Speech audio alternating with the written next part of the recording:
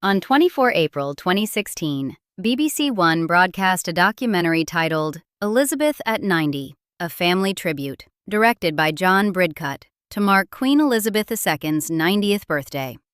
Bridcut had been given permission to access the Queen's personal cine film collection, footage spanning from the 1920s, never previously shown to the public. His own words from the BBC Media Centre program page. As a filmmaker, it has been a great privilege to be given permission to view the Queen's personal cine film collection, which spans from the 1920s to today. It's a remarkable record of the 20th century. The format was consistent throughout. Archive footage played on a monitor while members of the royal family sat, watched, and spoke. The contributors included the Prince of Wales, who also narrated the film, the Princess Royal, Prince William and Prince Harry, Lady Sarah Chatto, the 51-year-old daughter of Princess Margaret, the Queen's only niece, Prince Edward, Duke of Kent, Princess Alexandra, Margaret Rhodes, the Queen's cousin, Queen Margrethe II of Denmark. Prince Charles's words from that broadcast, documented in contemporaneous coverage. As we celebrate her 90th birthday, she, like all of us, can reflect on a life that has inspired and encouraged. The vocabulary of the Windsor emotional register, a life rendered through its public effects. Inspired, encouraged. The nouns of institutional achievement, not private attachment. The Telegraph reviewed the documentary on 24 April 2016 and called it a documentary that brilliantly sampled a full 90 years of a life both intensely public and guardedly private. The Guardian's reviewer, writing the following morning, worked through the contributors, then stopped at one participant and named her specifically. Lady Sarah Chatto is the nicest. You know, Nee Armstrong-Jones, Princess Margaret's daughter. She's warmer, more gracious, more normal than the others. Not warmer than some, than the others. That sentence appeared in a national newspaper the morning after the broadcast. In the 10 years since, audiences watching every upload of Sarah's segment have reached the same conclusion independently. The same footage, the same gap in register, the same observation written down. One viewer, on a Royal Insider Channel upload, put it plainly. Sarah's segment shows the great bond between Queen Elizabeth and her niece, Lady Sarah Chatto. Lady Sarah has tears glistening as she watches an old home movie of her mother and her aunt as little girls singing. At the end of the documentary, when all the members of the royal family send messages to the Queen for her 90th birthday, Lady Sarah is the only one who talks of love. A separate upload gathered a different observation. Lady Sarah was a favorite of both Charles and the late Queen Elizabeth. After her parents divorced, she was very unhappy and took a long time to come to terms with it. But the late Queen was wonderful with her, helping her to cope. A YouTube commentary video was built explicitly around Sarah's segment in Elizabeth at 90, A Family Tribute. Its title, Lady Sarah Chatto said 4 words on camera in 2016. Nobody else said them. The audience has known which 4 words for a decade. The documentary provides the document. The question the audience has been sitting with, the one the comment threads keep returning to, is how those words became the ones Sarah said. The answer is the case file. It opens in Norfolk in the 1970s. The House of Windsor has a documented emotional code. Never complain, never explain. The family motto, cited across multiple analyses of the institution, was practiced most consistently by the Queen herself. At her accession in 1952, aged 25, she vowed publicly to dedicate her life to service and duty. Not love. Service and duty. Those are the operative nouns of public Windsor expression. The grammar in which the generation of Charles, Anne, Andrew, and Edward were raised to describe obligation and devotion. Charles's language in the Bridcut documentary follows that code exactly. A life that, inspired and encouraged, is a life processed through its effects on others, its institutional meanings. The Telegraph identified this precisely. The overall documentary was notable for brilliantly sampling a full 90 years of a life both intensely public and guardedly private. Against a film in which every contributor operated in some version of the formal register, one participant arrived in something structurally different. The Guardian named it. The audience named it. Not from sentiment, but from recognition. They had been watching this family in public settings for decades, and they knew what a departure from the trained vocabulary sounded like. Lady Sarah Frances Elizabeth Armstrong Jones was born on 1st May 1964 at Kensington Palace, the second child and only daughter of Princess Margaret and Anthony Armstrong Jones, 1st Earl of Snowdon, 7th in the line of succession at birth. She and her brother David, then Viscount Linley, grew up in the nursery of Kensington Palace. Their parents' marriage deteriorated across the late 1960s and through the 1970s. The formal separation came when Sarah was 12. The divorce was finalized in 1978, when she was 14. The emotional difficulties preceded both dates by years. Holidays went to the royal estates, Sandringham, Balmoral, the properties where the broader royal family gathered and where the Queen's own life was consistently centered. The biographies that cover this period, Tim Heald's Princess Margaret, A Life Unraveled, which had confirmed family cooperation, and Christopher Warwick's Princess Margaret, A Life of Contrasts, document the Armstrong-Jones children's presence in those surroundings through the 1970s. What those years established was structural. The child of a difficult household spending sustained time in the same place as the most senior, most stable living member of the British royal family. One comment in the audience record names this period directly. Lady Sarah was very close to the Queen, who protected her as much as she could from her parents' behavior. That is the audience's summary of what the biographies broadly confirm. The Queen's consistent proximity to the children through the years when stability at home was variable. Archival photographs from this period exist in press archives and documented Getty collections. The Queen with the young Sarah, Sandringham settings from the late 1960s and 1970s. The photographic record runs parallel to the biographical record. A consistent presence, the same person, the same place, year after year. On 29th July 1981, at St. Paul's Cathedral, Lady Sarah Armstrong Jones walked in the formal party at the wedding of Charles, Prince of Wales, and Lady Diana Spencer. She was 17, the oldest of Diana's 5 bridesmaids, managing the bride's 25-foot train through the cathedral. The most watched royal wedding of the century, and she was placed in it by the household's own decisions. 3.5 years later, on 21st December 1984, Prince Harry, Henry Charles Albert David, was christened at St. George's Chapel, Windsor. Sarah Armstrong Jones, then 20, was one of Harry's confirmed godparents. The Wales household chose her. The Queen was at Windsor for it. By the end of 1984, Sarah had been formally placed at the center of the documented family record twice within 4 years. Bridesmaid at the wedding of the heir to the throne, godmother to the heir's younger son. Both choices came from the households involved. Both put her in the frame. On 14th July 1994, Lady Sarah Armstrong Jones married artist and actor Daniel Chatto at St. Stephen, Walbrook, a Sir Christopher Wren church in the City of London. 200 guests.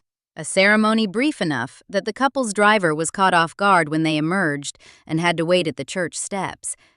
The first time the Wren church had been used for a royal wedding.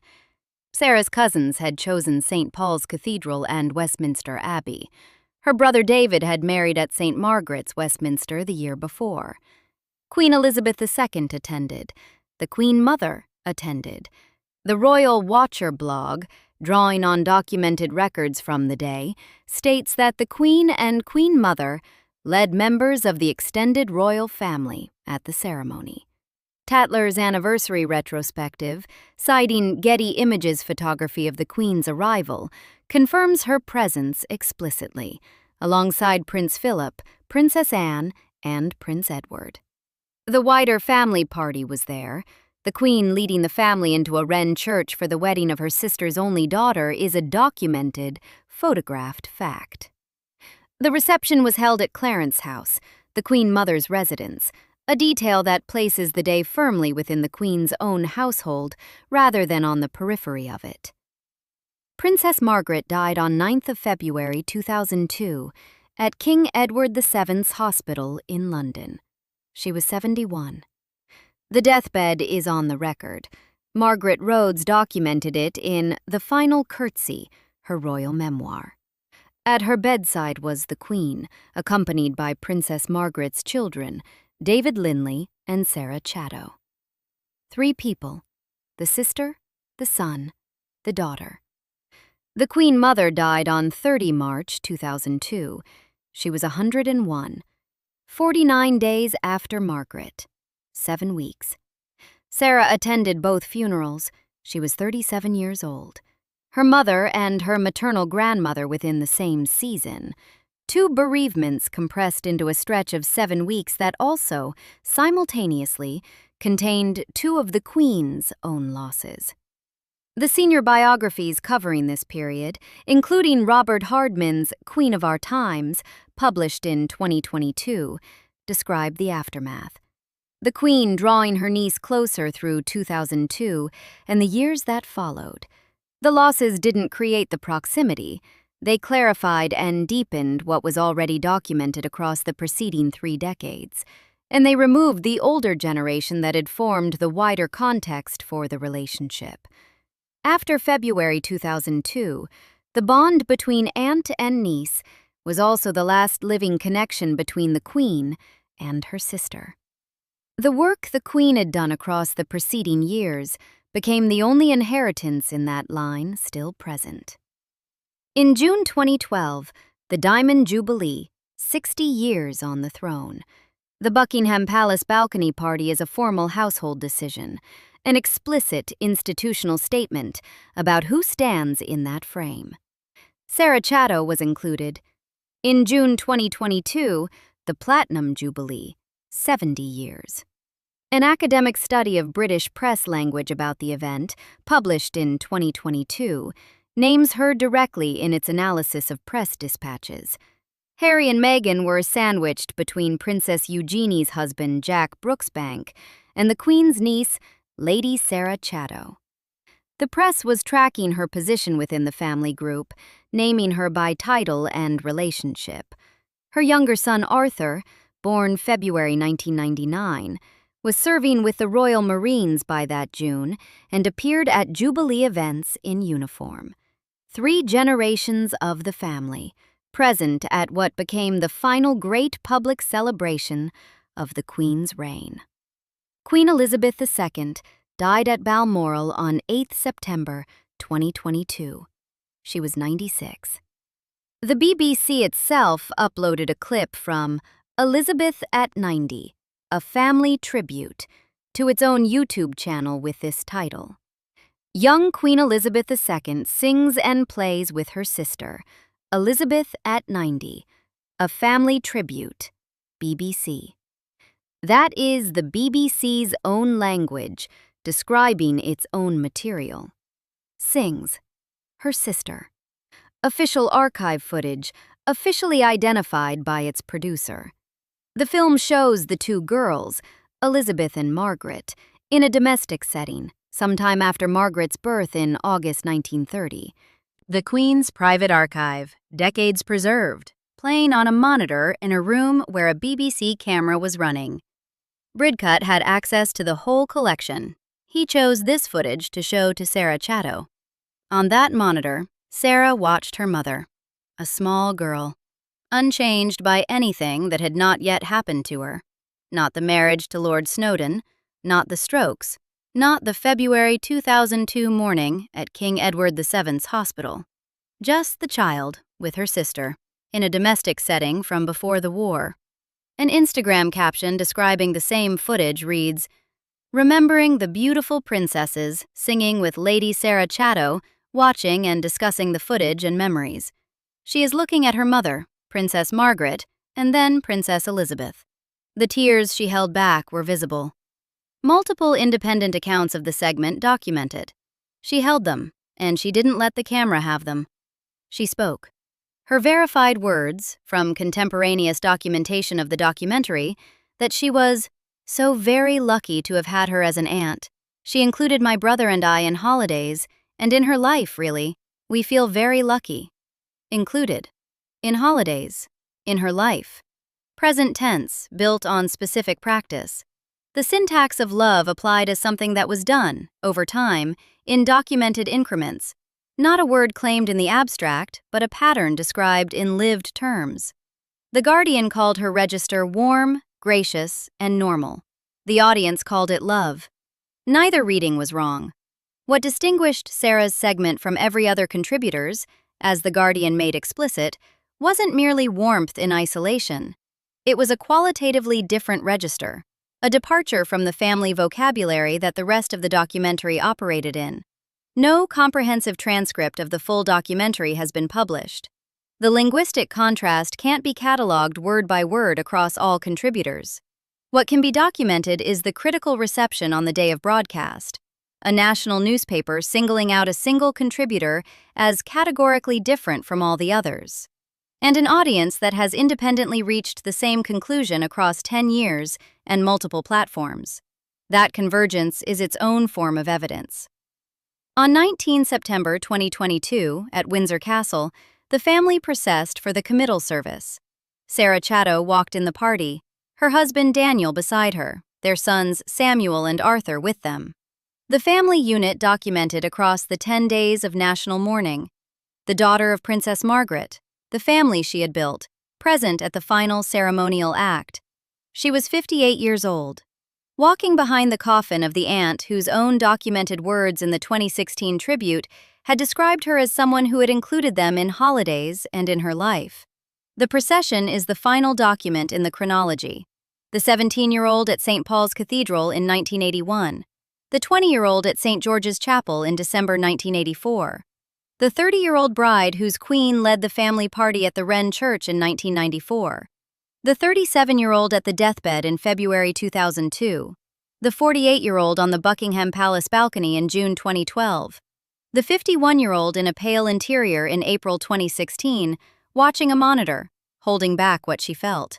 The 58-year-old in the Windsor procession in September 2022. Present, at every document, consistently placed at the center of the record. The case is cumulative. Sarah Armstrong Jones grew up in circumstances the biographies document as difficult: the deteriorating household, the decade of parental instability, the divorce when she was 14. What is also documented across those same years is the Queen's consistent response: proximity, inclusion in the family calendar, the habits of someone who kept appearing in the same place at the same time. Then, the formal designations. Bridesmaid at the most watched royal wedding of the century, godmother to the heir's younger son. Then the Queen leading the family party at the daughter's wedding. Then the deathbed presents, the funerals, the Jubilee balconies. Then, in a BBC documentary directed by John Bridcut and broadcast on 21st April 2016, a 51-year-old woman watching her dead mother as a child on a monitor, holding her tears back from the lens, and saying in the present tense that her aunt had included her, that she felt lucky, that they both did. Prince Charles spoke in the same documentary of a life that had inspired and encouraged. The language of service, in the register the family had used for a century. The Guardian the next morning called Sarah warmer, more gracious, and more normal than the others. The audience watching the upload wrote the same observation in the comment threads and has been writing it ever since. They were describing the product of a specific body of work. 48 years of documented small proximities and formal designations and quiet attendances, all of it visible, concentrated, in a single segment. The warmth wasn't Sarah's invention. It was the Queen's investment, made visible in a BBC documentary, held together by a woman who declined to let the camera see her cry. The clip is the document where 48 years of work became audible. The audience heard it in April 2016, and they have been correct about it every day since. Subscribe for more stories like this.